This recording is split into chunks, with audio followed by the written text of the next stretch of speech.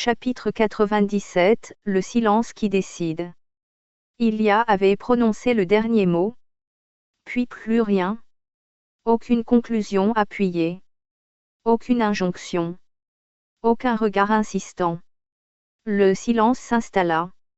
Un silence long, dense, lourd de sens. Il ne disait pas c'est adopté. Mais plus il durait, plus une chose devenait claire, ce n'était pas refusé. À les objections qui tombent, au départ, les Maphilis étaient perplexes. Puis, un à un, leurs arguments s'effritèrent.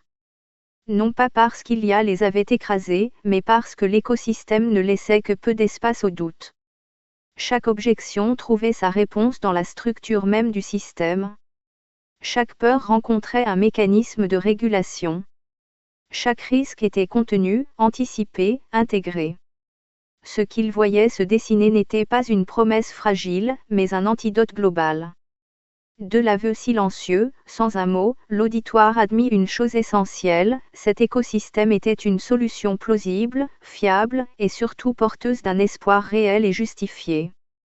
Pas un espoir naïf. Un espoir opérationnel. Ils comprirent aussi autre chose, plus dérangeante encore. 3. Ce qu'ils perdraient vraiment, en réparant leur monde, ils ne perdraient pas leur importance. Ils ne perdraient que leur mauvais rôle. Le pouvoir fondé sur les failles, la richesse née du déséquilibre, le statut maintenu par la peur, tout cela disparaîtrait. Mais en échange, un rôle nouveau apparaissait. Plus stable, plus utile, plus durable. Ils cesseraient d'être les gestionnaires d'un monde bancal pour devenir les garants d'un monde réparé.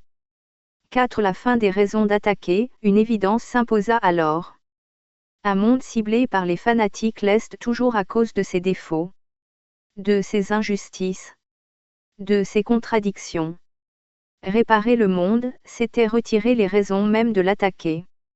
Sans défauts structurels, les discours violents perdaient leur carburant. Les erreurs n'existant plus, il n'y avait plus de prétexte. Plus de justification.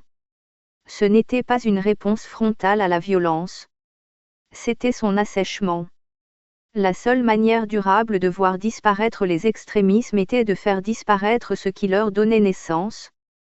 5. La métamorphose, pas la disparition, même le commerce trouvait sa place dans cette vision. Il ne disparaissait pas.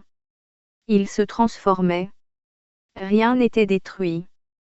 Tout était mieux réglé. Seules les erreurs, les dérives, les abus et le mal systémique perdaient leur raison d'être. Et ce qui n'a plus de raison d'exister finit toujours par s'éteindre. 6. Ce jour-là, le silence persistait. Et dans ce silence, quelque chose bascula.